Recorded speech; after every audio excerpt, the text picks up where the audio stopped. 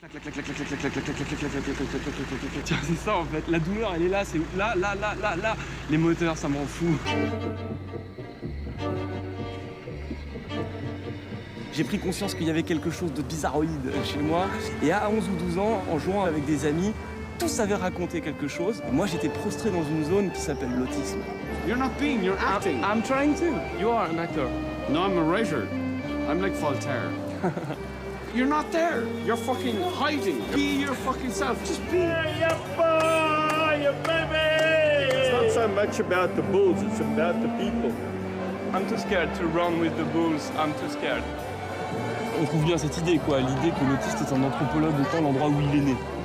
Et il regarde les proches, les gens qui devraient lui être familiers, comme appartenant à une tribu lointaine. La folie est chose rare chez les individus. Mais dans les groupes, les partis, les peuples ou les époques, c'est la règle.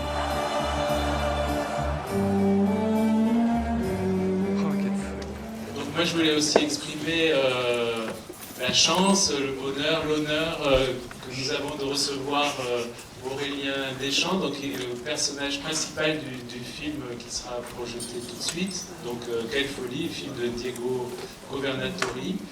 Et donc, moi aussi je serai très rapide pour laisser place aux échanges, aux conversations entre Aurélien, Lisa, qui est psychologue, qui est aussi membre de la Maison de la Médecine et de la Culture, et donc et le plus possible de participation du public après le film.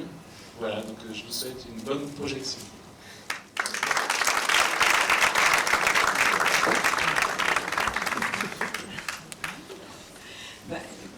Merci Aurélien pour ce témoignage très touchant, très émouvant. Et voilà.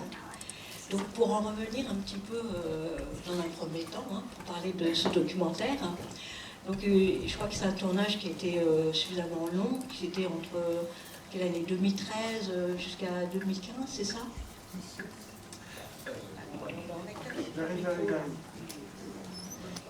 Bon, ben, je continue avec les questions. Comme ça. Et donc, si tu pouvais nous dire comment s'est passé le tournage pour toi, et puis ta relation avec Diego. Ouais.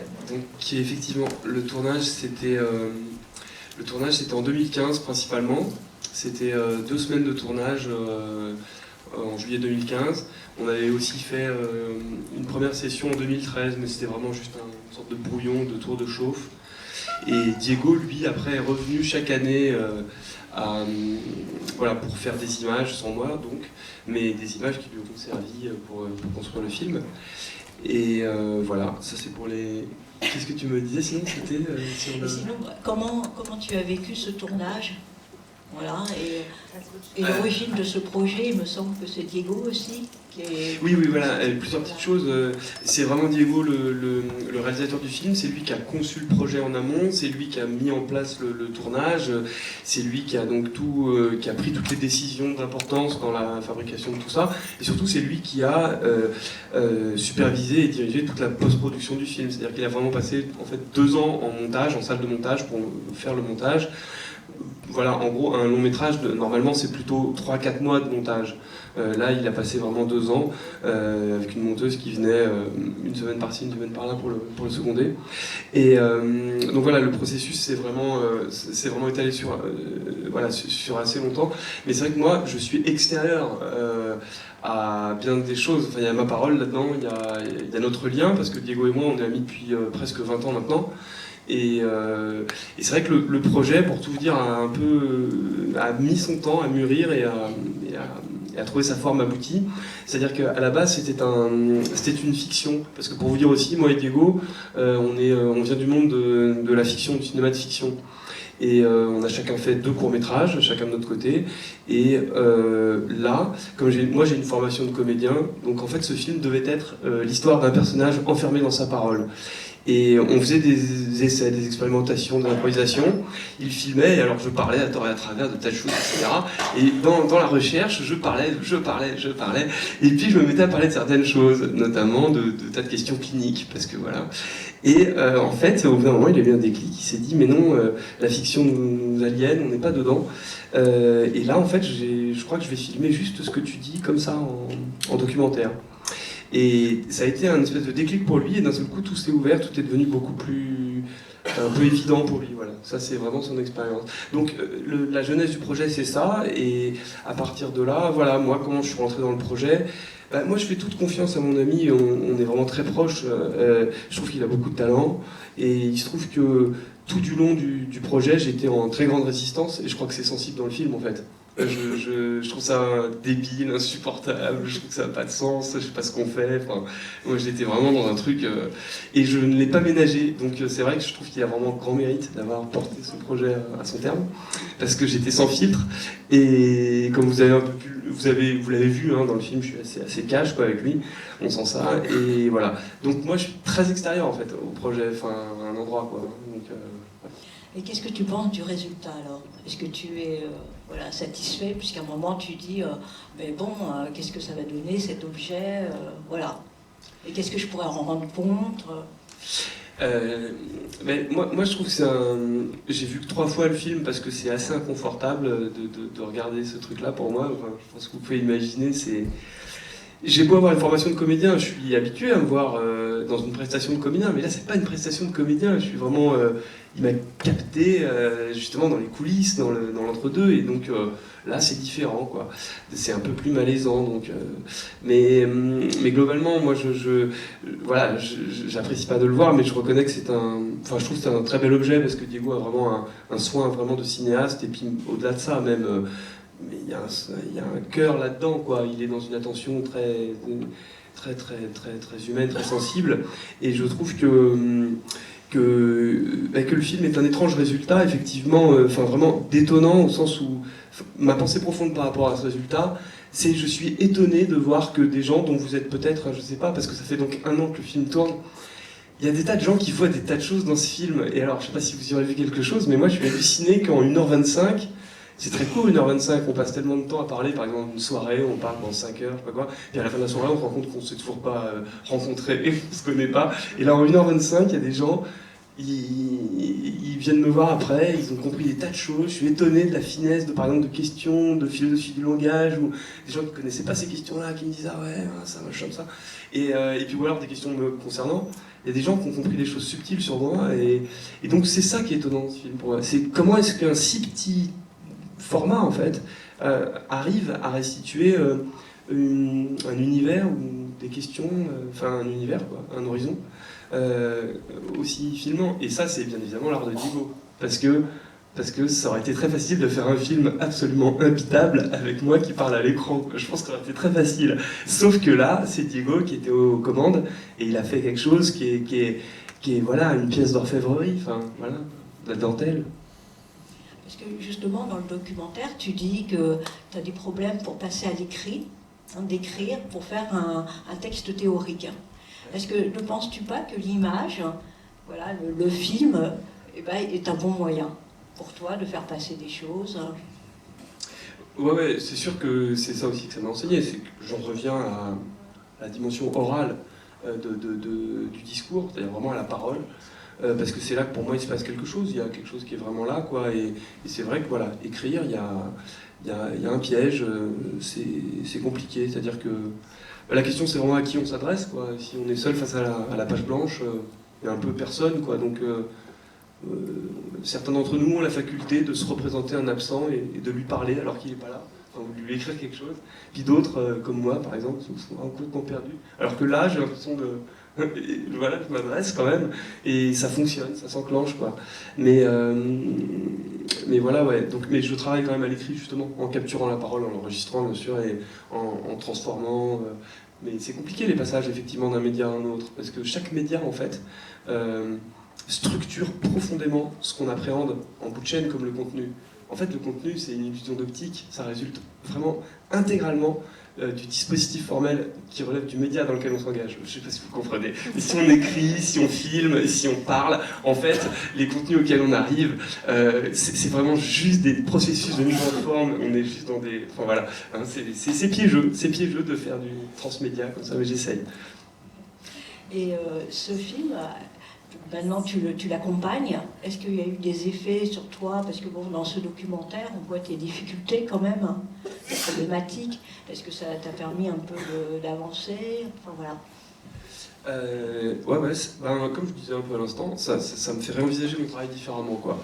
Je m'occupais de cinéma de fiction, j'essayais de trouver un peu la clé en écriture de scénario comme ça. Et j'espère vraiment que j'y reviendrai parce que j'ai beaucoup investi, j'adore ça, mais j'ai pas trouvé la clé pour l'instant. Et donc le principal enseignement, c'est ça m'a recentré sur la parole, quoi. C'est vraiment ça. Et après, il y a autre chose. C'est aussi l'échange qui est un truc à quoi il faut savoir se montrer ouvert. Et non, c'est vrai que le film m'apporte beaucoup à ce niveau-là. C'est-à-dire qu'il y a des échanges, il y a des choses qui se passent. Parce que le film provoque parfois comme ça des intensités, d'énergie, de choses. J'essaie d'être ouvert à ça. Sinon, ce film, je t'ai trouvé extrêmement lucide et vraiment d'une finesse et tout ça par rapport à tout ce que tu décris, à toutes tes difficultés. Et je voudrais savoir d'où te vient cette lucidité dans cette analyse que tu fais de tes difficultés par rapport au langage, tout ça. Enfin, j'étais impressionnée, quoi. Ouais. Je sais pas du tout, ouais. Peut-être, je voudrais savoir si tu as été accompagné par des personnes. Par exemple, tu cites 2 fois l'expérience flaubertienne. Tu vois? Alors bon, est-ce que Flaubert t'a aidé? Enfin voilà, tu cites Lacan. Donc voilà. Ouais, Flaubert, j'ai fait un master de philo sur Flaubert il y a 15 ans. Et c'est vrai que c'était déjà un truc que j'avais arrêté la fac pour me former comme comédien. Et en fait, j'avais arrêté la fac après une licence, j'avais, je sais pas, 22 ans, je faisais plus du théâtre. Et après, vers 24 ans, un jour, je suis tombé sur un texte de Flaubert et j'ai halluciné, mais au sens propre. J'ai vraiment vu la matière des mots face à moi, grâce à son écriture, qui est donc d'une attention formelle radicale. Et j'ai vraiment, en fait, ça m'a révélé que la littérature n'était justement pas un contenu, enfin qu'on n'avait pas à traverser la page pour aller vers le contenu que la structure du texte formalisait, mais que c'était la matière même de la langue qui était en fait intéressante. Et du coup, je me souviens, j'ai re-regardé tous les livres dans ma bibliothèque, et je les ai re-regardés pour ce qu'ils sont, pour des suites de mots. C'était vraiment étonnant comme expérience. Et j'ai l'impression de voir les textes apparaître en technicolor, quoi. Un truc énorme, une matière, une densité, un truc immense. Alors que j'étais plutôt connecté à la littérature avant, mais en fait connecté d'une façon un peu ahurie, j'étais un peu comme dans un songe, quoi. Et je crois qu'il y a plein de gens comme ça. Enfin, on est plein à traverser un peu à des degrés ou à d'autres, hein, jusqu'à un moment où on se rend compte un peu de ce que c'est que... Je sais pas, enfin moi c'était la littérature, mais après il y a des tas de champs d'expériences qui peuvent comme ça un peu se révéler, qu'on arrête de faire machinalement, qu'on arrête de faire comme une évidence et que d'un seul coup ça nous apparaît pour ce que c'est, ou un peu plus comme ce que c'est. Et ça a été ce moment-là. Flaubert, pour moi ça a été ce moment-là. Et voilà, après la question c'est que, oui, Flaubert c'est quoi? Flaubert c'est quelqu'un, il y a beaucoup d'artistes chez qui est tangible le fait que la vie était un problème, mais chez Flaubert c'est très très tangible. C'est ça d'ailleurs qui rend sa lecture insupportable à des tas de gens qui trouvent ça trop méthodique, trop aride, trop intellectuel. Mais on sent vraiment une tension, une espèce de tentative permanente de faire se joindre des projets opposés, quoi. Et il y a ça chez lui. Et moi j'aime ça, ce formalisme en l'occurrence, donc l'art radical. Et ça m'a parlé sur le voilà. Donc ça c'est oui, voilà, ça m'a beaucoup accompagné Flaubert. Et il y en a d'autres? Quelles sont les autres personnes qui t'ont accompagné? Plein d'artistes, bien sûr, mais celui avec qui je suis, mais alors vraiment contre mon gré, comme je te disais tout à l'heure, c'est...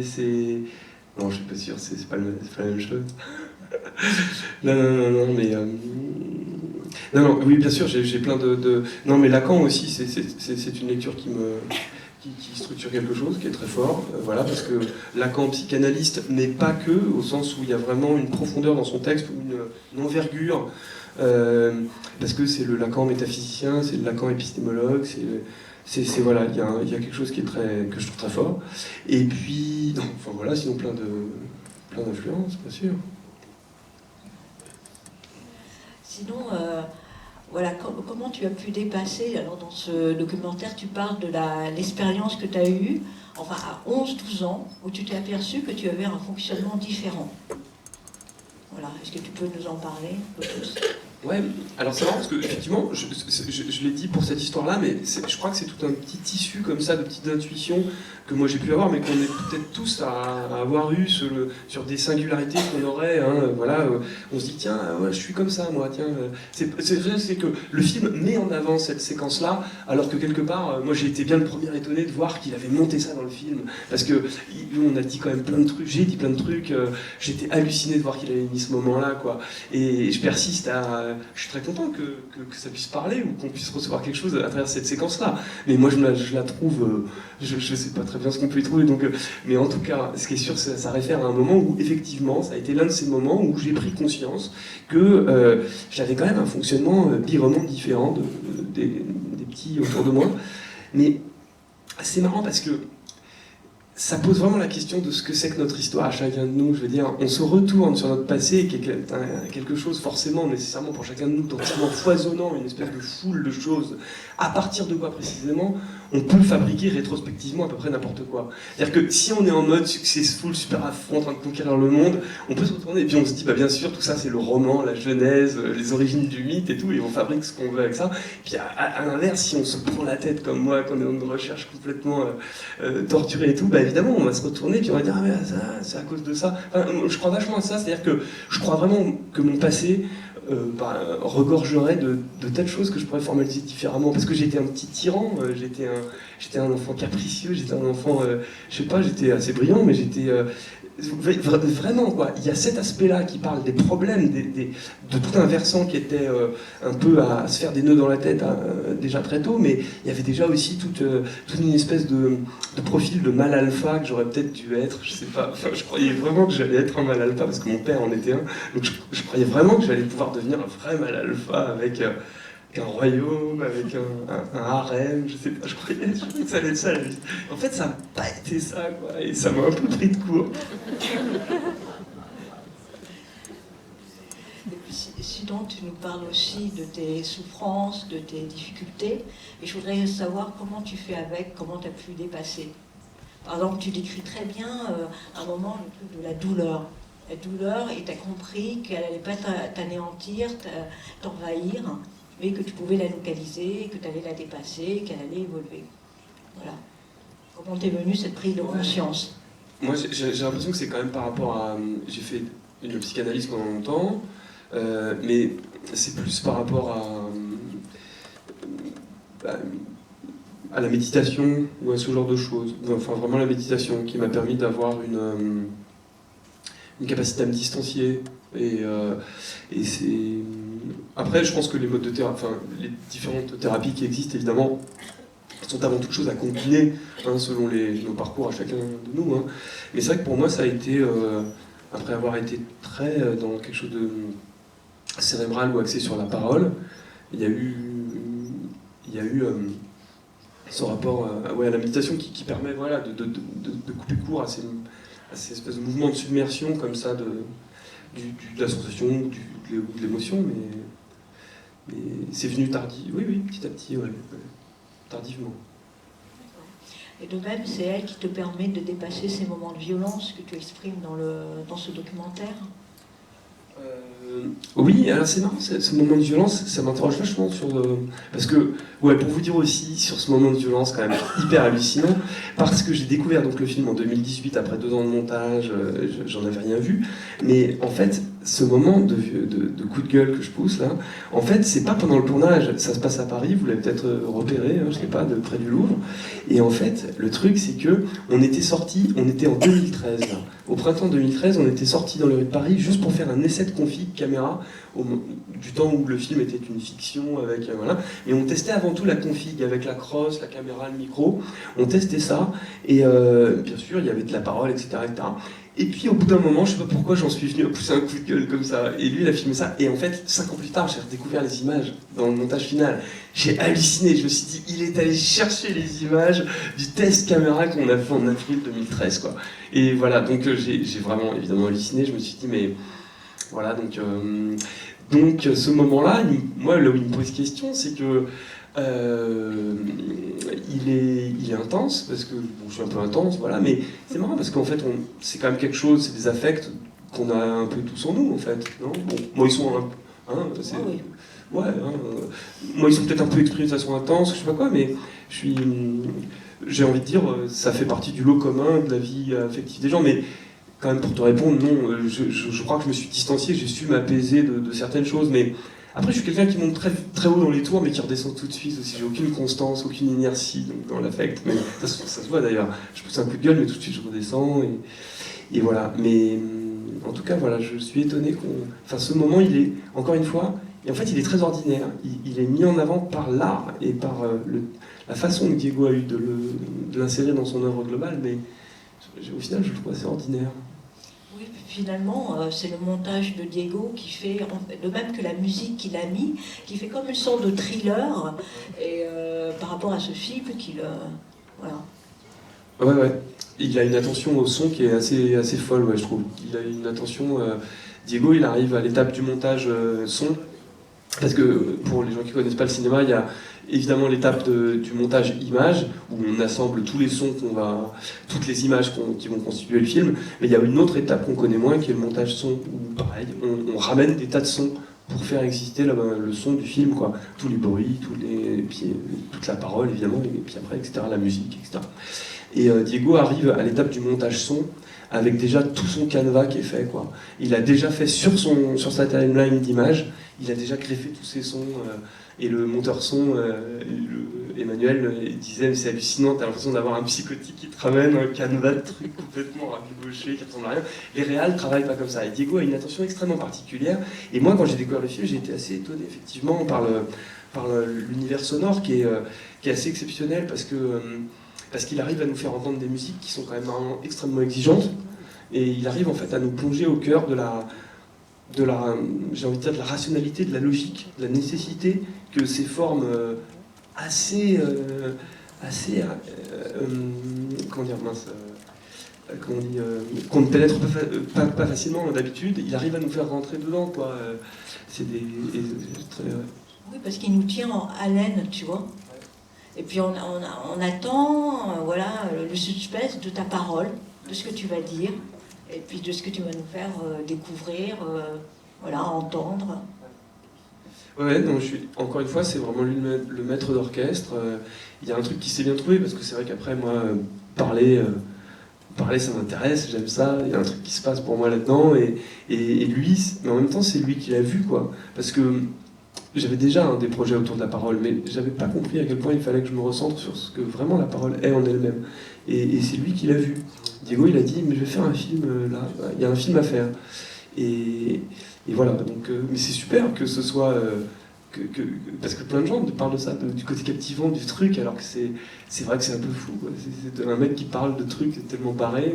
Enfin, moi j'ai douté tout du long, hein, et tous nos amis autour de nous doutaient vachement, parce que on a des copains, au moment du tournage, on avait un copain qui faisait un film avec 3 millions d'euros, et Diego il était là, dans la campagne, sous le soleil, dans la campagne de Navarre, hein, on avait vraiment 500 balles, et 2 micros, et un pauvre truc et tout. Il disait putain, mais qu'est-ce qu'on fait, quoi. Et voilà, c'est la vie, hein. Mais voilà, donc c'est... Donc là, on voit qu'1h25, et puis bon, tu parles, peut-être, je sais pas, ça doit durer peut-être 1 heure, mais en fait, tu as parlé pendant plus de temps, en fait. C'est lui qui a dû couper, choisir les morceaux, enfin voilà, ta parole, elle était libre. Bon, on le voit qui te pose de temps en temps des questions, mais qui est-ce qui a amené les thèmes, les sujets, enfin voilà. En fait, il n'y a pas beaucoup d'heures de rush, parce que c'est vrai que comme le dispositif était léger, on pourrait très bien concevoir d'avoir des dizaines et des dizaines d'heures. En fait, on n'a que 8 ou 9 heures de parole, ce qui n'est pas beaucoup. Je pense que je dois parler quelque chose comme 30-40 minutes à l'écran. Il a monté, à la base il y avait 8-9 heures, donc c'est pas beaucoup, parce que c'est facile, ça aurait été facile d'en faire plus. Mais en fait, donc il n'y avait pas beaucoup de rush, et ensuite au niveau de la fabrication, c'était pas préparé, parce que c'était que impromptu, il y avait évidemment tout un canevas, des tas de questions qu'on avait déjà abordées, mais moi j'étais dans mes lectures, dans mes références, dans mes idées, et après, en fait, il avait préparé plein de questions, parce que évidemment il prépare quand même son truc, et c'était très marrant parce que à chaque fois qu'il posait une question, je trouvais ça con, mais surtout ça. Alors qu'il disait, tu fais chier quand même, ça, tu sais ce que c'est quand même, ça, machin, pourquoi tu dis pas ça? Je dis, mais je sais pas, j'ai pas envie, quoi. J'ai pas envie, ça me le faisait pas, quoi. C'était vraiment, j'avais pas de désir de m'engager dans le truc.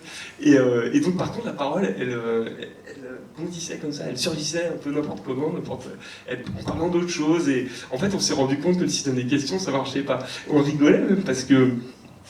On disait, on traque la parole comme un animal, tu vois. Il faut repérer un peu quelles sont ses heures, où est-ce qu'elle va, qu'est-ce qu'elle fait, où est-ce qu'elle va pas s'abreuver le matin, est-ce qu'on va la surprendre à ce moment-là, je sais pas. On rigolait parce que c'est vrai que quand est-ce que ça marche, quand est-ce que ça se déclenche, c'était un peu un mystère et ça nous faisait marrer, quoi, parce que c'était pas facile.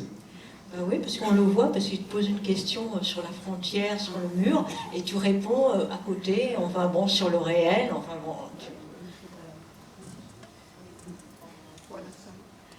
Bon, ben, est-ce qu'il y a des questions du public? Voilà, je vais peut-être passer la parole à...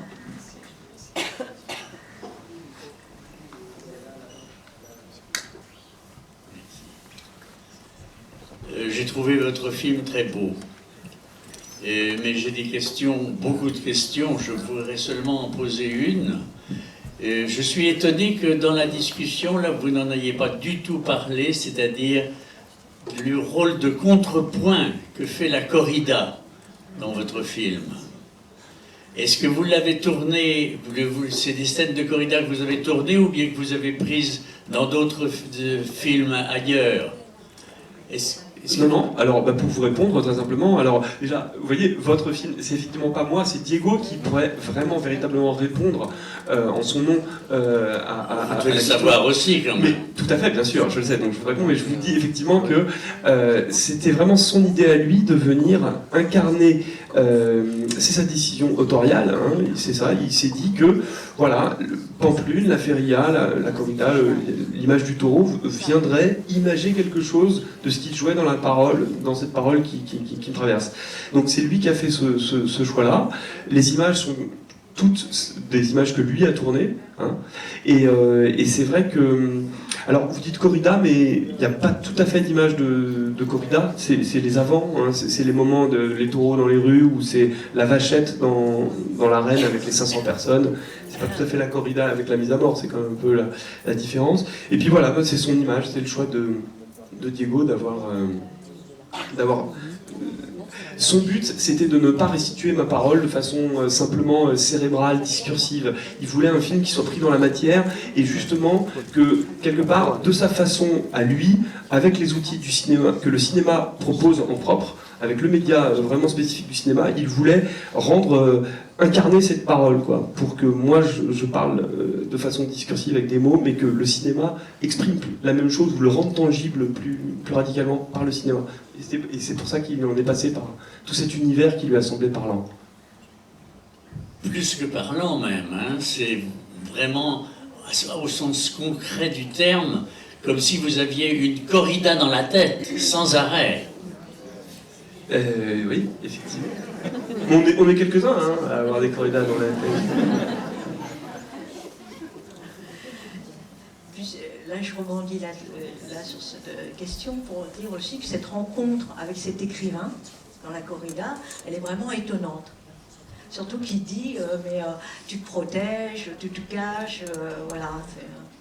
Oui, c'était un moment marrant, effectivement, qui est... là encore, hein, qui résulte intégralement de l'artifice du montage, puisque c'est évidemment que les 3-4 minutes de scène, ou je sais pas combien de temps ça dure, sont le résultat de 45 minutes d'interaction avec un type globalement assez bourré, quoi. Nous, on était globalement, vraiment, on buvait très peu, quoi. Mais là-bas, tout le monde est à 2,8 grammes, quoi, tu vois. Donc, les gens sont tous complètement chlasse en permanence, quoi. Donc, il s'est passé 45 minutes d'interaction avec ce type qui donne quand même à un endroit dans l'énergie du mec bourré qui finit par l'avoir un peu mauvaise, on sait pas trop pourquoi. Mais par le montage, on arrive à fabriquer des phrases comme s'il était un peu clairvoyant de quelque chose, et sans doute l'était-il d'ailleurs, parce qu'il n'était pas intéressé, je pense, par la littérature pour rien, et en tout cas, voilà, peut-être que le montage a restitué une vérité de ce qu'il était, en fait.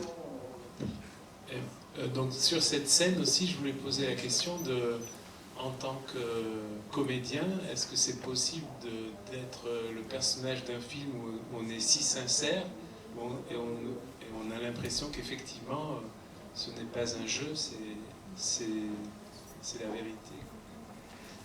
Moi, j'estime pas du tout avoir fait une prestation de comédien, en fait, dans le... parce que je suis pris complètement tel que je suis, quoi, et je crois que mes savoir-faire de comédien, ils sont pas du tout convoqués dans le film. Et là, c'est vraiment donc un documentaire, quoi, où quelqu'un parle. Ouais, après, la question de la vérité, elle est... Comme le dit si bien cet écrivain, quoi. Elle est compliquée, hein. Vous ne vous rendez pas justice. Pardon ? Vous ne vous rendez pas justice.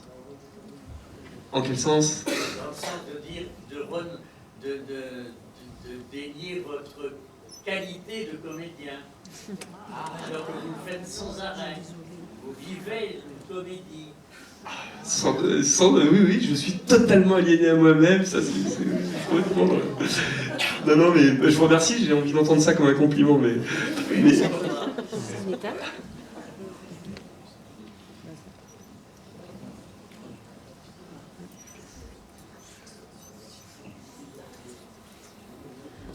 En tout cas, j'ai trouvé très juste ce que tu dis au niveau du langage, et notamment la précision autistique. Voilà, et comment l'autiste est attaché à la précision au lieu d'être avec la personne.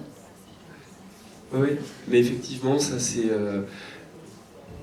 oui, voilà, je peux peut-être faire un petit clin d'œil sur ces questions d'autisme, puisque tu glisses le mot maintenant. Le film a été tourné en 2015, et moi, on m'a avancé ce diagnostic d'autisme en 2013, donc c'est une période où j'étais un peu en pleine lecture, et où je trouve que je souscrivais assez pleinement et assez peut-être naïvement à cette identité ou à ce diagnostic d'autisme.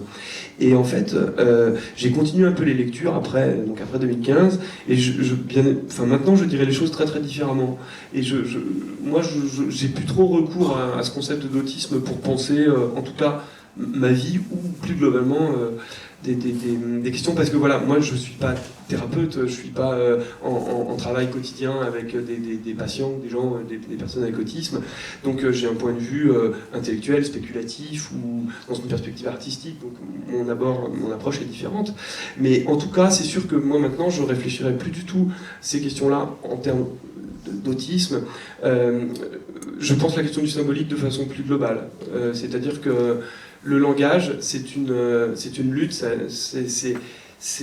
chacun de nous a eu à s'arrimer à l'ordre du langage, et cette opération-là a été quelque chose où il a fallu négocier une stratégie nécessairement, sans doute, singulière, peut-être unique. En tout cas, je crois qu'on est chacun concerné par les problèmes qui sont évoqués dans ce film, en fait. Et peut-être que certaines personnes d'entre nous, par une façon un peu spectaculaire ou caractérisée, qu'ils auraient de rater certaines choses, pourraient donc, à ce compte-là, être nommés les autistes. Hein.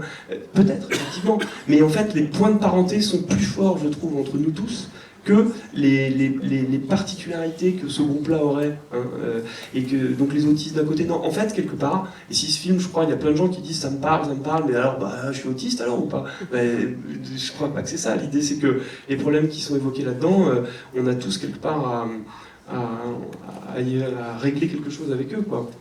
Et voilà, être avec l'autre plutôt qu'avec qu'en soi. Enfin bon, tout ça, c'est des questions quand même qui nous concernent tous, quoi. voilà, donc moi je pense en dehors de ces questions d'autisme, et voilà, et quand tu parlais de précision, effectivement, il y a des tas de gens qui se reconnaissent dans ça. On disait aussi, ah ouais, moi aussi, j'arrête pas d'être tout le temps obsédé par mes copains, ils me disent, bah arrête, on s'en fout, vas-y, va au fait, et tout. Donc c'est marrant, c'est des petites, voilà, ça, il y en a partout en fait. Je m'excuse, je voudrais poser une question un peu indiscrète en quelque sorte. Vous demandez dans quelle mesure le fait d'avoir fait ce film, de voir des personnes qui le regardent, etc., est-ce que ça provoque une amélioration de votre psychisme? Est-ce que vous avez l'impression de vous sentir moins déphasé, moins inadapté? Donc je vous pose cette question parce que figurez-vous que nous avons un fils qui est pratiquement dans votre situation et qui, lui, essaie, d'après lui, de se guérir, je ne sais pas comment. Alors c'est pour ça que je vous pose la question. Est-ce que vous avez l'impression que ça vous est utile à vous, indépendamment de toute question commerciale? Oui, non, mais tout à fait, ça m'est très utile, et c'est un peu ce que je disais tout à l'heure. Ça m'a recentré sur mes travaux artistiques, j'ai compris à quel point il fallait que je me concentre sur cette question de la parole, et que c'est vraiment là que ça se jouait. Et ensuite, sur l'expérience d'accompagner le film, de le présenter, d'échanger avec les gens qui le voient, c'est sûr que ce qui est fort, c'est de se dire aussi, c'est que, voilà, moi quand je suis seul en train de travailler chez moi, l'autre à qui je m'adresse, l'autre pour qui je prépare le spectacle ou le film, ce que je suis en train de faire, il est très loin, et du coup ça devient très compliqué en fait de fabriquer ce que je fabrique. Et moi quand j'ai vu le film qu'on avait tourné, enfin quand j'avais idée un peu de ce qu'on avait mis dans la boîte, je me disais mais ça marchera, enfin ça peut pas marcher quoi, on a fait trop peu, c'est trop rien, c'est rien du tout quoi.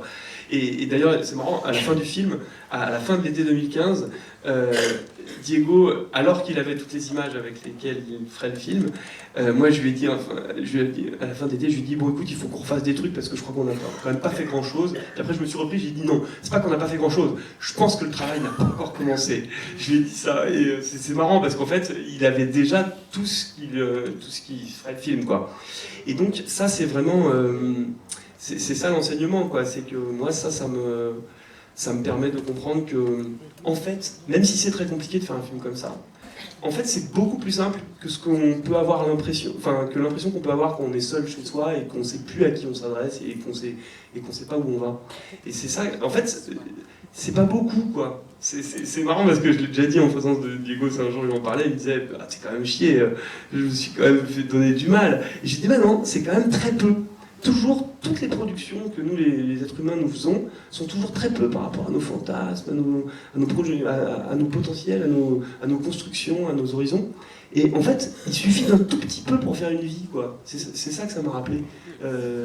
Par rapport à un océan de possibilités, de perspectives, bah, il suffit d'un tout petit point d'accroche et ça fait quelque chose. Et ça, ce film, il m'a dit ça. Il m'a dit que, voilà, quelques images, quelques sons, et puis une aventure a lieu, quoi.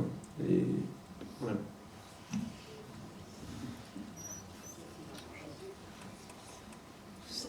Quand vous parlez de la souffrance, vous avez dit que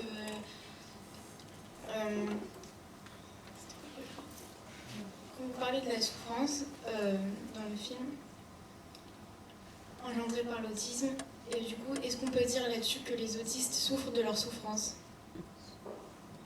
Souffrent de leur souffrance? Souffrent de leur souffrance engendrée par l'autisme. Oh, c'est des questions de... Souffrent de leur autisme.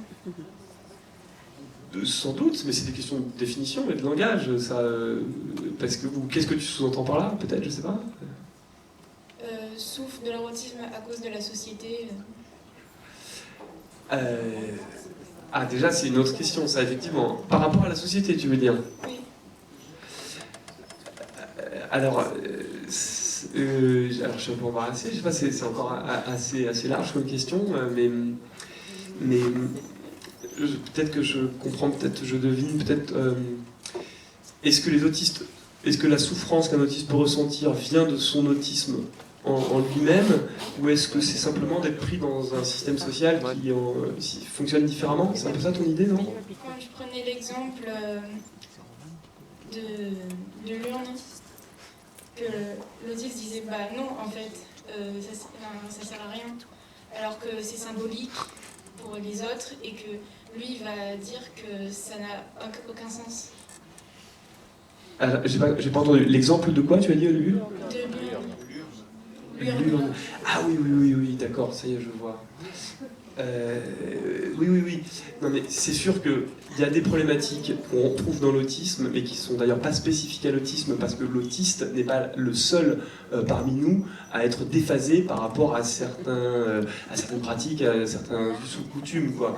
Hein, donc, mais c'est évident qu'il y a tout un cortège de souffrances plus ou moins grandes qui s'occasionnent par ces questions de déphasage, quand on ne sait pas les usages, le sens, la fonction, ou le timing, même des fois c'est très subtil, hein, de tout ça, de nos attitudes, de ce qu'elles se doivent d'être. Donc ça c'est sûr.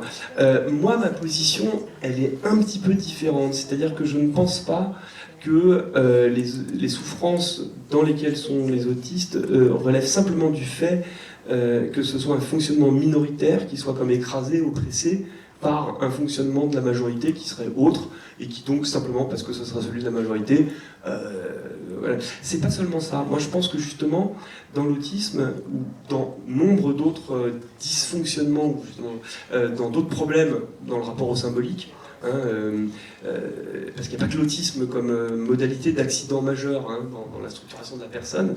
Je crois que souvent les problèmes, c'est pas seulement d'être en minorité, c'est que quand même intrinsèquement, moi c'est mon impression, il y a quand même intrinsèquement quelque chose qui dysfonctionne, quelque chose qui vient un peu qui est un peu aberrant, quelque chose qui est un peu... Alors justement, il faut faire quelque chose à partir de là, c'est ça qui est intéressant. Parce que justement, à trop bien fonctionner, trop spontanément, le risque qu'on a, c'est d'être quelqu'un de fade et de rien vivre, et d'avoir aucune intensité, rien du tout. Quand on est pris dans un système dysfonctionnel, dysfonctionnel, j'ai pas d'autres mots, hein, dysfonctionnel, c'est au sens où on n'arrive pas à avoir de relation, on n'arrive pas à fabriquer, quelle que soit la pratique dans laquelle on se lance, on n'arrive pas à l'aboutir, à produire quelque chose de concluant, les relations sont tout le temps avortées. Quand on est pris dans ce genre de choses, après, il va falloir développer une stratégie vraiment singulière pour pouvoir accéder à ce qui sera du coup quelque chose de beaucoup plus épanouissant et beaucoup plus riche, quoi.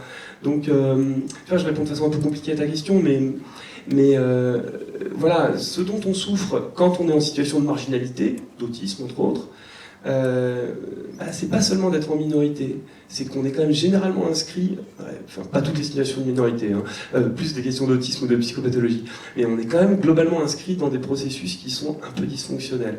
Mais c'est presque une chance en fait, c'est ça qu'il faut se dire, c'est que c'est grâce à cette particularité-là qu'on va pouvoir avoir une vie encore plus forte, encore plus riche, quoi. Voilà, c'est ma position.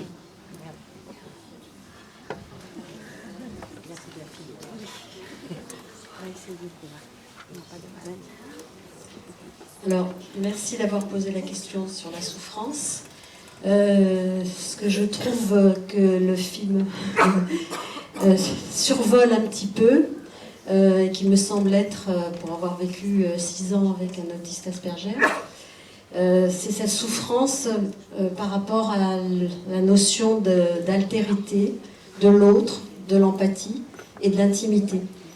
Et qu'une des plus grandes souffrances soit cette impossibilité de construire une relation affective, de pouvoir se positionner vis-à-vis d'un autre, d'être en réciprocité par rapport à l'autre, et d'être isolé, effectivement, dans son monde, et du coup, de ne plus pouvoir développer de connivence, enfin tout ce qui fait l'intimité dans une relation.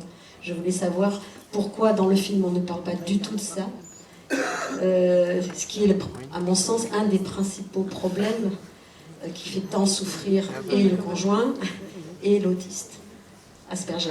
Mais peut-être je me trompe, vous allez me dire. Non, vous avez sans doute raison, et vous avez l'air de l'avoir expérimenté et vécu. Donc, mais moi, la petite remarque que je peux peut-être faire, c'est que, en fait, le manque d'empathie est loin d'être systématique dans des cas d'autisme, Et ensuite, on trouve également des gens qui sont clairement non autistes et qui sont dans un déficit d'empathie. Donc il y a quelque chose quand même à bien repérer. Hein. Il y a une petite subtilité à cet endroit-là. Et souvent, on trouve dans l'autisme tout un vécu de l'empathie, mais qui se conjugue, qui s'ordonne différemment. Et notamment pas dans les moments, pas dans les mêmes... Voilà. Bon, après, c'est indubitable que les personnes avec autisme sont dans une nécessité de se retrouver un peu isolées ou avec elles-mêmes qui est quand même prononcée, et que être capable d'être pleinement soi en étant toujours avec autrui, ça réclame ce que j'appelle une maturité symbolique assez avancée, quoi. Faut être vraiment sacrément constitué pour ne jamais se perdre où qu'on soit, avec qui qu'on soit, même avec son conjoint. Hein. Et il y a plein de gens qui ont besoin de vraies bouffées d'air, de vrais stops, de vrais moments à eux. Et c'est pas forcément les autistes. Après, c'est vrai que les autistes, assez systématiquement, il y a ces besoins de déconnexion, quoi, pour se retrouver. Sinon, il y a une déperdition. Le film n'aborde pas cette question parce que le film s'est fait en dehors d'une véritable intentionnalité ou d'un projet quelconque. Vous voyez, hein, le film s'est fait vraiment pas au petit bonheur la chance, mais on a traqué ce qu'on a pu, on a capturé la parole où on l'a trouvée, et puis il a fabriqué le film comme... vous voyez. Donc pourquoi le film ne parle pas de ça, je ne saurais pas vous dire, parce qu'il n'en parle pas, parce qu'il s'est donné comme ça, il s'est fabriqué comme ça, quoi. Mais c'est vrai que... Je sais pas si j'en ai un petit peu parlé, mais ça s'est pas trouvé dans le film, je crois. Voilà. Si vous avez dit l'échec plusieurs fois, ouais. En répétant, effectivement, on s'écrase et on... Ouais. Oui, mais c'est plus l'échec de la rencontre, ou que vraiment cette affre, ces problématiques-là de complicité, oui, voilà, c'est ça, le vol de croisière, quoi, la vie de couple au long cours, comme ça. Non, pas la vie de couple, l'intimité constructive. Oui, voilà, ou quand on formalise ça différemment, c'est ça. Merci. Ouais. Le documentaire finit là-dessus, puisque à la fin, tu dis peut-être ma seule perspective, c'est de rencontrer quelqu'un comme moi, hors de l'enclos. Voilà. Donc tu en parles de cette difficulté de rencontre et de vie avec une personne. Oui, tout à fait. Bonsoir. Déjà, je voulais vous remercier pour... je suis là. Pardon. Je voulais vous remercier pour votre parole. Je suis désolée, c'est un peu dur pour moi. Parce qu'en fait, à travers cette parole, vous m'avez permis de comprendre mon fils. Voilà. J'ai un enfant qui a 13 ans. Ça fait des années que je me bats. Donc, vous parliez tout à l'heure de colère, même si vous n'avez pas trop compris ce que ça venait faire dans le film. Moi, je l'ai ressenti. J'ai un fils qui est fondamentalement gentil. Et je ressens au fond de lui une colère. Moi, je suis aussi énormément en colère contre le système, contre les gens qui ne comprennent pas, contre moi-même qui n'arrive pas à aider mon fils. Et grâce à votre parole, j'ai pu comprendre certaines choses. Voilà, que lui, à 13 ans, n'est pas capable d'exprimer. Et ce que je voulais savoir, parce que vous avez à peine parlé finalement du diagnostic et de ce que ça vous a apporté, parce que là, je me bats en fait pour le faire diagnostiquer. Je voudrais savoir comment vous en êtes arrivé au diagnostic et ce que ça vous a apporté après.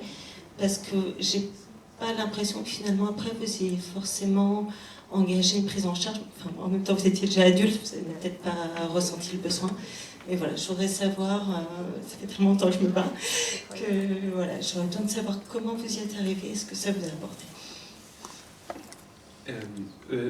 D'abord merci, moi, je suis ravi que le film ait pu vous apporter un éclairage, vous ayez entendu quelque chose, c'est super, moi, ça me touche forcément beaucoup, quoi. Je partage votre émotion. Après, au niveau du diagnostic, évidemment, moi, il m'a été avancé quand j'avais 35 ans. Et voilà, après, moi, c'était un psychiatre que j'étais allé voir de façon ponctuelle, qui m'a dit ça comme une évidence, il croyait que j'étais complètement au courant, je suis un peu tombé des nues. Et puis après, j'en ai parlé à ma psychanalyste, je faisais une psychanalyse à l'époque, et elle a laissé entendre... que ça avait du sens, oui, que ça pouvait tout à fait être pertinent, puisque c'était pas son rôle en tant que psychanalyste de poser un diagnostic. Et donc voilà, moi ça a eu un effet libérateur au sens où j'ai eu l'impression de totaliser plein de choses que j'avais peut-être du mal justement à grouper, et d'un seul coup, en lisant sur internet, j'ai vu effectivement que ça pouvait répondre, ça pouvait ça pouvait, voilà, enfin tout ce qui était dit sur l'autisme pouvait d'un seul coup, ça totalisait quelque chose de mon fonctionnement. Donc d'un seul coup, il y avait quelque chose de libérateur parce qu'il y avait, j'étais en tension et d'un seul coup, quelque chose était nommé, quoi. D'un seul coup, j'avais un rapport un peu différent. Alors après, voilà, moi, après, j'ai continué de lire et voilà, comme j'ai dit tout à l'heure, je pense que surtout dans des cas comme le mien, un cas d'autisme comme le mien, c'est à situer dans ce qu'on appelle le haut du spectre autistique, c'est-à-dire voilà, un autisme de haut niveau, c'est-à-dire peu marqué, peu handicapant ou peu visible, ou, enfin voilà. Et dans un cas comme le mien, donc c'est particulier. Donc dans la suite des lectures que j'ai faites, je me suis vraiment dit que, enfin, je me suis distancié de cette question-là. Mais encore une fois, moi, je suis pas pris dans les méandres les plus sinueux de ce spectre, quoi. Donc, mais après, vous aviez une autre... ce que vous disiez, c'est... donc voilà, non, ça m'a apporté dans un premier temps, et après j'ai pu... Enfin, c'était un mouvement, mais je crois que c'est libérateur dans un premier temps, je crois globalement, parce que c'est super de sentir que c'est pas n'importe quoi ce qui nous arrive dans tous les sens, qu'il y a une rationalité là-dedans, qu'en tout cas elle a été pensée par d'autres que nous, et que voilà, ça aide. Et qu'après, je pense que c'est aussi intéressant de pouvoir un peu se redistancier de cet être-là, de ce mot-là, pour pouvoir retrouver à soi toute sa singularité, quoi. Mais voilà, encore une fois, après c'est différent selon... Parce qu'on attend, on est toujours comme ça avec l'autisme, c'est qu'on désigne des cas qui sont très très différents sous un même mot. Hein, c'est pour ça qu'on dit le spectre autistique, parce qu'il y a vraiment des profils de personnes tellement différents. Hein. Pardon ? Malgré la différence d'âge, j'ai l'impression de voir mon fils.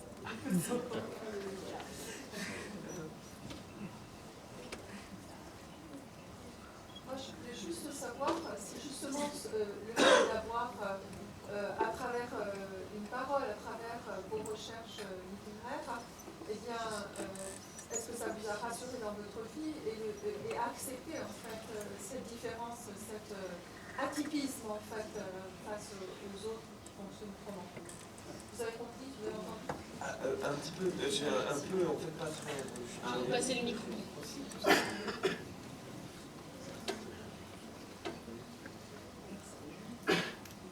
Je ne sais pas si je vais pouvoir le dire aussi bien que tout à l'heure.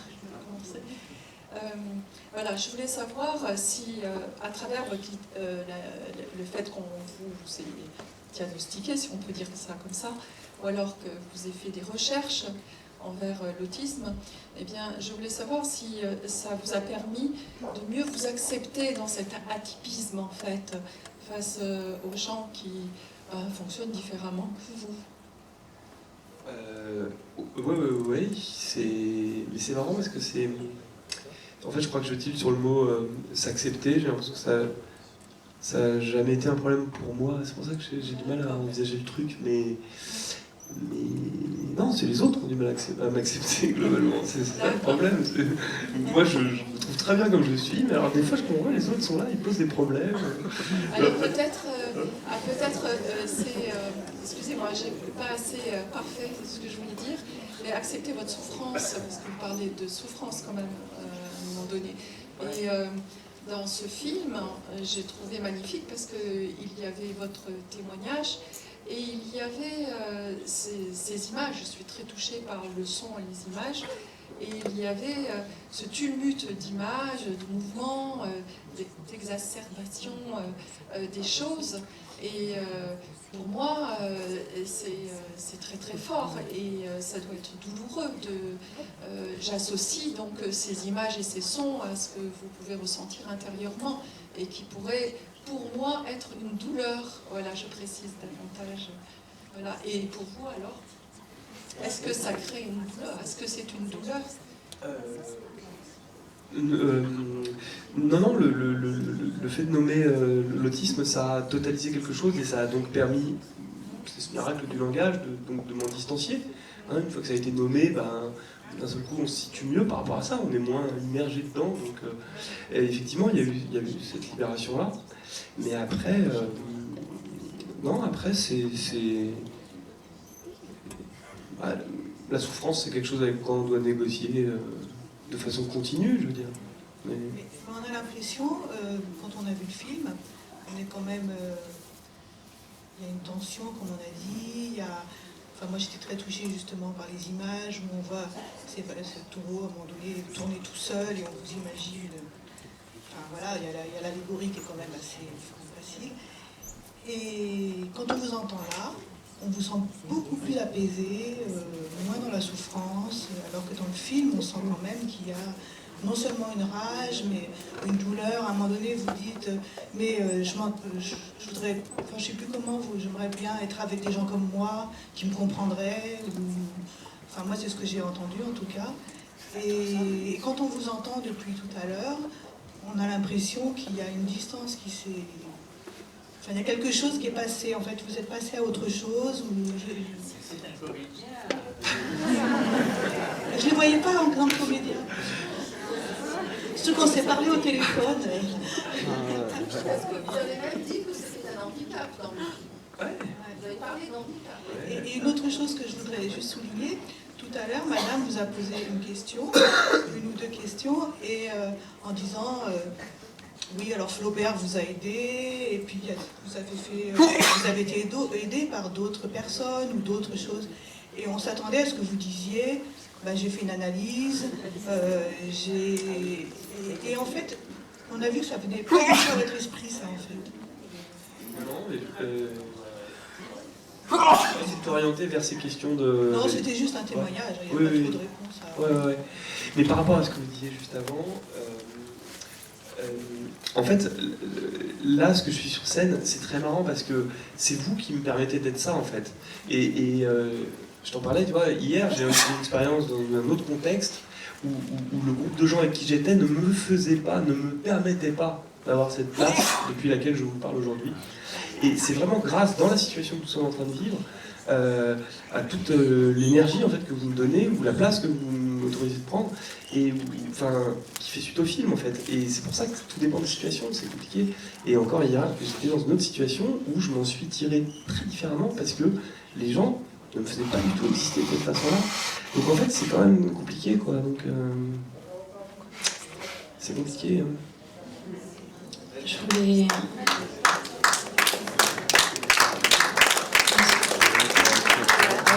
Bonsoir. Ici. Je vous ai contacté aujourd'hui sur Messenger.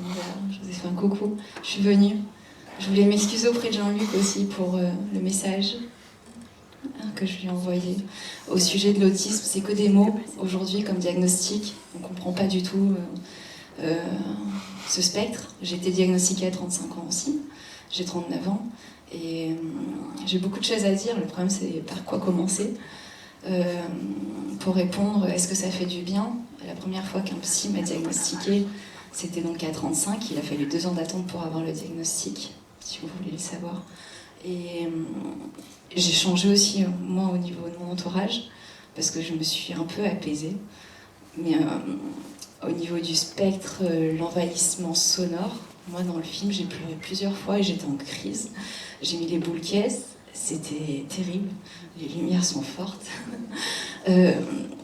On dit que c'est l'histoire qui crée les autistes. Ça, c'est quelque chose qui m'a touchée. J'ai un ami, un proche, qui m'a récemment dit je pense que c'est l'histoire de la personne qui fait qu'elle devient autiste. Et je sais pas. Du coup, si on est sensible au bruit et aux lumières, c'est pas l'histoire d'une vie qui vous rend sensible. Puisqu'on est autiste, on meurt autiste. Je trouve que c'est un sujet qui est révoltant, pour ma part, parce que c'est le vol de mort, comme dit juste Super Pépette, si vous connaissez ou pas sur YouTube. C'est le vol de mort de la psychiatrie dont on ne doit pas parler, jamais. Ni à sa famille, ni à ses proches, parce que personne ne le comprend. Tout le monde se reconnaît dedans. Et c'est comme dire à un aveugle, au final, moi aussi, quand je ferme les yeux, je vois rien. Et c'est une hypocrisie totale, parce que nous, on le vit au quotidien, du matin au soir. Et c'est pour ça que j'avais du mal à prendre la parole, parce qu'on est hypersensible, musicienne. Mais en même temps, on a envie de s'exprimer, parce que si on le fait pas, on va rester dans le flou toute notre vie, et personne ne sera éclairé, personne ne comprendra. Et voilà, donc je voulais remercier de vous être mis en avant, et d'éclairer les gens. Et s'il y a du personnel de la médecine ici, Parce que c'est souvent des médecins aussi qui diagnostiquent. Moi, la première fois, c'est un médecin généraliste, après plusieurs dépressions, qui m'a orientée vers ce diagnostic, qui m'a orientée vers un psy, un psy m'a posé le diagnostic. Une fois le diagnostic posé, je suis retournée voir ce généraliste, qui m'a dit non, mais ce ne sont aussi que des mots. Donc je vois pas l'intérêt d'envoyer voir des gens vers un psy qui pose un diagnostic pour finalement ne pas prendre ce diagnostic au sérieux en général. Je sais pas s'il y a beaucoup de gens qui connaissent vraiment le sujet dans la pièce, mais voilà, je demanderai en tout cas aux personnes qui sont là, quand elles rencontrent une personne avec autisme, parce qu'on dit pas un autiste, c'est trop péjoratif. Aujourd'hui on parle de spectre autistique. Moi je suis apparemment toujours dans l'autisme, mais même dans le haut niveau, ce qui fait que je peux paraître parfaitement socialement adaptée. Et je suis capable d'être très lucide aussi et de me remettre constamment en question, ce qui fait que je suis parfaitement, comme on disait, hein, on se repositionne constamment toute notre vie, on est capable de comprendre nos erreurs et nos faiblesses. Je peux voir tout de suite quand je suis tout le temps dans un échange d'informations, et c'est terrible, donc on fait des monologues, on fait peur aux gens. Parfois je fais l'effort ou pas, mais c'est un sujet qui est très vaste, mais... Au fond, voilà, je voulais vous remercier pour ce film. Je voulais vous dire de faire diagnostiquer votre enfant, c'est très important parce que une fois que c'est fait, on peut complètement comprendre comment on fonctionne, pourquoi on fonctionne comme ça, les débordements émotionnels, respecter les stéréotypies des autistes, ça c'est important parce qu'on ne les comprend pas. Moi j'avais des TOC, on m'a à chaque fois remise en place par rapport à ces stéréotypies pour me dire que c'était pas socialement acceptable, donc je les ai transcendés. Et je me balance que quand je suis chez moi, pour combler ce trop-plein d'émotions. Sinon, j'ai l'air normal sur les pages des réseaux sociaux, j'ai l'air normal quand je fais des représentations sociales, et je sais masquer mes difficultés. Il faut savoir aussi qu'il y a les spectres autistiques féminins et masculins, c'est pas du tout les mêmes choses. Les femmes autistes sont des caméléons, elles passent inaperçues et ont des passions qui sont socialement acceptables. Et les garçons ont des... Voilà, je pourrais vous... Au Centre Ressources Autisme de Lanval, quand ils m'ont diagnostiqué, ils m'ont expliqué que j'en savais plus que en quelques années, entre les réseaux sociaux, YouTube, les livres de Hugo Orio, si vous voulez, Fantôme, Hugo Orio, Joseph Chovanec, Super Pépette, Julie Daché. Je peux vous en parler pendant des heures. Et c'est des informations qu'on ne vous donne pas vraiment. Moi, j'ai été diagnostiquée, on m'a laissé à l'abandon. On m'a expliqué que j'avais des incompréhensions sociales, mais pour les adultes, il n'y avait plus rien à faire. Au final, il faudrait... voilà, il n'y a pas de suivi. Mais s'il est enfant et que vous pouvez le faire tôt et comprendre tout ça pour l'accompagner, moi, ça m'a permis... J'ai un petit garçon qui a 7 ans, et ça m'a permis aussi d'être plus patiente avec lui. Et en plus, je suis en train de il y a une suspicion de haut potentiel. Tout comme moi, il y a une suspicion aussi de Asperger, mais combinée avec un haut potentiel. Voilà, donc il y a... Voilà. C'est un sujet qui voilà, j'avais envie un peu de prendre la parole ce soir par rapport à tout ça. Et, merci. Merci. Et merci pour votre film.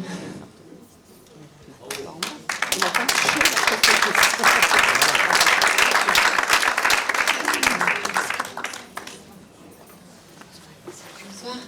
Je voulais vous remercier pour ce film que j'ai trouvé particulièrement intéressant. Moi, j'ai été très sensible à cet effort et je dirais même à ce courage que vous avez de vous arrimer au langage, ce qui est un effort particulier pour vous, vous le dites très bien. Et je trouve que ce témoignage dans la singularité qui est la vôtre est particulièrement saisissante. Voilà. Alors moi, ma question, c'était, donc j'avais la même question que Lisa sur d'où vous est venue cette lucidité, mais vous dites que, enfin, vous y avez répondu. Donc ma deuxième question serait, est-ce que, au-delà de vous recentrer sur la place de la parole, ça dégage de nouveaux projets ou de nouvelles envies, peut-être? Non, à part me recentrer vraiment sur la parole, c'est quelque chose qui est... Non, c'est ça que ça m'a indiqué, quoi. Principalement, ouais. Après, c'est la parole, c'est la parole pour la scène, la parole pour YouTube, ou la parole sur le versant littéraire. C'est les 3 médias privilégiés, quoi, qui m'intéressent. C'est une précieuse trouvaille, alors. Ouais, c'est vrai. Je m'étais fatigué à essayer d'écrire de la fiction, ouais, donc c'est bien, ça m'a ramené... non, Je peux remercier mon ami Diego, effectivement, de m'avoir... Il n'y a pas que lui à remercier parce qu'il met en avant, c'est clair, c'est une manière de magnifier, mais la matière quand même c'est la parole. C'est ce que j'ai trouvé moi qui était quand même essentiel. Ouais. Mais de toute façon, dans ce film, c'est marrant, je trouve, la façon que nos deux énergies, nos deux univers ont de se rencontrer, quoi. Parce que c'est vrai que lui aussi... lui, c'est comme ça qu'il le dit, qu'il peut vraiment moi, je le remercie, puis lui me remercie.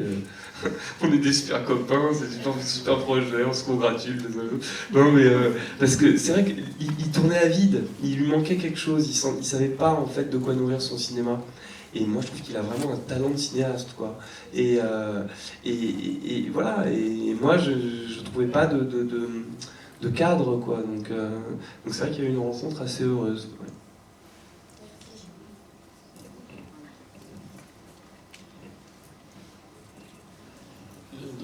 Donc vous l'avez cité, Julie Daché, qui a écrit une bande dessinée qui s'appelle La différence invisible. Donc j'ai lu récemment qu'elle avait été diagnostiquée très tard, à 27 ans, je crois qu'il y a 5 ou 6 ans. Et en fait, à la suite de son diagnostic, en fait, elle a fait une thèse sur l'autisme, et elle a dit que c'était la première personne autiste à faire une thèse sur l'autisme. Et j'ai trouvé que ce travail que vous avez fait ensemble avec Diego, ça m'a donné l'idée de thèse artistique. Vous avez fait quelque chose à deux, pour moi, et qui est porteur de beaucoup de messages, beaucoup d'enseignements. Et je pense qu'il y a beaucoup de personnes qui bénéficieraient de ce film, même au niveau pédagogique, au niveau enseignement, peut-être même, on l'a entendu tout à l'heure, au niveau thérapeutique. Donc cet objet que vous avez fait à deux, je dirais une thèse artistique, et pour moi c'était une très grande puissance. Voilà. Merci, je suis ravi mais c'est vrai qu'il y a cette dimension discursive, intellectuelle dans le film, et en même temps qui se trouve magnifiée, propulsée par les puissances propres de l'art, quoi. Donc c'est vrai que c'est un objet assez singulier. Alors il me vient une question, parce qu'il y a eu quand même des écrits d'autistes, des témoignages, comme Paul Gradin, Grandine, il y a eu aussi Donna Williams, et tout ça. Est-ce que tu as lu leurs écrits ou non? Ouais, j'ai lu, effectivement. Et ils t'ont parlé, leur témoignage, c'est très très parlant, hein. Ça renseigne sur quelque chose d'assez essentiel. Après, moi j'ai toujours un petit warning sur toutes ces différentes personnes qui ont pu s'extraire d'une condition autistique assez violente, hein, qui était autisme de Kanner, quoi, hein, qui était quand même dans des situations très fermées. Et en fait, c'est ça qui est dur avec l'autisme, c'est qu'il y a peut-être que certains cas spectaculaires, extraordinairement rarissimes, mais extraordinairement spectaculaires, viennent troubler quelque chose de notre connaissance de l'autisme. Parce que vraiment, c'est des cas quand même absolument hallucinants, quoi, que ces personnes aient réussi à avoir leur chemin, quoi. Donc c'est vrai que je suis toujours un peu... Mais de toute manière, je trouve que c'est pas facile, ces témoignages d'autistes... même ou Daniel Temmet, je sais pas, j'arrive pas à les entendre témoigner pleinement de quelque chose, parce que peut-être que parce qu'ils ont réussi à constituer quelque chose, parce qu'ils arrivent à ne serait-ce que constituer leur témoignage déjà, hein, et que ça, c'est peut-être déjà en soi s'extraire de quelque chose qui définit déjà pas mal l'autisme, et qui est quand même avant toute chose un empêchement fondamental en l'occurrence, fabriquer un objet comme un témoignage, quoi, qui puisse être entendu. Donc déjà, ces gens-là qui ont réussi je sais pas, il y a quelque chose qui me fait... C'est cette impression-là que j'ai, que je trouve ça mystérieux, quoi. Et donc, j'entends tout ça parce qu'ils nous témoignent de quelque chose, mais globalement, je sais qu'ils ont oublié bien d'autres choses, à mon avis.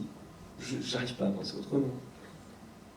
Mais toi, en quelque sorte, tu as fait un témoignage par ce documentaire aussi. Non, parce que signer quelque chose, un objet qui arrive à être mis en commerce auprès d'autrui, moi, c'est pas moi qui l'ai signé, là. La facture globale, moi j'ai produit une matière fondamentalement informe. et la mise en forme, par quoi seulement elle a pu vous arriver, c'est Diego qui en est le maître. Il y a d'autres témoignages d'autistes qui sont peut-être dans ce cas-là, avec des gens qui prennent des notes et qui après les consignent, etc. etc. Mais c'est pas le cas ni de Williams ni de Grandin, je crois. Donc, en fait, voilà. Mais globalement, c'est marrant. Moi, c'est ce que je constate. C'est pas moi qui ai signé ça. Ouais, excusez-moi, je voulais juste... c'est encore moi. Au milieu. Ouais, je voulais juste rebondir sur ce qu'a dit le docteur, je ne sais plus, excusez-moi, Benatar, pardon. Voilà. Sur le fait de diffuser le film, même au niveau de l'éducation, c'est vrai que si vous aviez la possibilité de faire diffuser ce film auprès des différents acteurs de l'éducation nationale, je pense que ça serait un grand pas en avant, parce que comme je disais, vous avez vraiment une parole qui permet d'expliquer beaucoup de choses. Et dans ma lutte dont je parlais tout à l'heure, il y a en particulier l'éducation nationale, où les enseignants, aussi bons soient-ils, sont malheureusement très mal formés. Il y a beaucoup de choses, ils ont beaucoup de cas particuliers dans leur classe. Ils ne comprennent pas, mais même à d'autres niveaux. J'ai eu affaire à des enseignants référents handicap qui ne comprennent pas non plus. Ils s'arrêtent à « Ah, mais votre fils est au potentiel, il va s'en sortir. Mais comment ça, vous me dites qu'il est en difficulté là-dessus ?» Mais non, ça, c'est pas possible. Ils ne comprennent pas. Et les enfants sont effectivement pas forcément capables d'exprimer. Et vous, je ne sais pas si c'est votre formation d'acteur qui vous a permis de mettre des mots, finalement, sur ce que vous ressentez. Mais vous l'exprimez tellement bien que je pense qu'il faudrait vraiment que ça arrive jusque-là pour qu'enfin ils comprennent. Parce que même quand vous parlez de structurer une pensée, par exemple, de mettre par écrit, tout ça c'est très difficile. C'est vrai que c'est des difficultés qu'on vit au jour le jour. J'ai un enfant qui est très doué à l'école, bien sûr, c'est un haut potentiel, mais il a d'énormes difficultés et ça les enseignants ne le comprennent pas. Et pour en avoir discuté avec beaucoup d'autres parents qui sont dans la même situation, les enseignants ne le comprennent jamais, les référents handicap ne le comprennent jamais, et finalement nos enfants continuent de se retrouver dans ces difficultés, et il y a même une violence finalement de la part de l'éducation nationale envers ces enfants, la façon dont on les traite à ce niveau-là. Voilà, donc juste si vous pouviez effectivement réussir à le faire passer auprès de l'éducation nationale, ça serait super. Ouais, et effectivement, on va y réfléchir, on verra ce qui sera possible, et puis sinon ouais, j'ai été contacté par une association de parents de jeunes personnes avec autistes, et en fait, il y a des petits projets, on va voir, pour concevoir des vidéos d'information, d'éducation, etc. Donc, on verra. Vous avez parlé de méditation, d'empathie. Est-ce que vous connaissez Christophe André, le psychiatre? Et enfin, est-ce que vous connaissez la musicothérapie? Je connais un peu Christophe André parce qu'il est très célèbre, et puis moi je pratique aussi la méditation un petit peu, voilà. Et la musicothérapie, par contre, pas beaucoup. J'ai un peu entendu parler, mais je connais pas plus que ça. Mais je ne doute pas que ça puisse être très, très bénéfique. Ouais.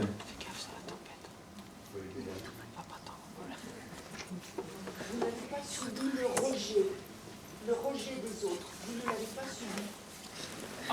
Si, beaucoup. Mais si, bien sûr. Si, parce que je crois que le film en atteste vachement quand même. Parce que je me suis confronté à. J'avais quand même un fonctionnement un peu aberrant, égocentré, trop intense, dérégulé. Donc c'est normal que dans des tas de situations, ça n'ait pas pu marcher. Donc je me suis confronté à ça. Ouais. Si, beaucoup. Mais. Pardon? Plus maintenant. Si, encore. Mais c'est vrai que après, c'est compliqué parce qu'en fait, on est tous. On traverse tous au sein de nos vies des moments d'échec ou de rejet. Après, il y a vraiment. Il y a des gens qui ont l'art d'écraser, d'occulter, d'oblitérer complètement le fait qu'ils ont été rejetés et qui ne vivent qu'une vie positivement, quoi. Et moi, peut-être que je me concentre, je crois que j'ai l'art de me faire souffrir, de me concentrer sur le fait, de me... Donc, ce que je veux dire, c'est que c'est subjectif, en fait. Ce que chacun de nous, on tire, ou qu'est-ce qu'on dit de nos vies, qu'est-ce qu'on dit avoir vécu, quoi. Et on peut dire tellement de choses, en fait, que... Vous voyez ce que je veux dire? C'est-à-dire que c'est sûr que j'ai un fonctionnement plus normé maintenant, Mais après, je persiste à avoir envie de dire, et du coup à me sentir souffrir, parce que je voudrais autre chose, je crois que je suis quelqu'un qui est... Je sais pas, donc voilà, donc non, je me confronte encore à des rejets, ouais. J'ai l'impression en tout cas. Merci à tous. Merci à vous.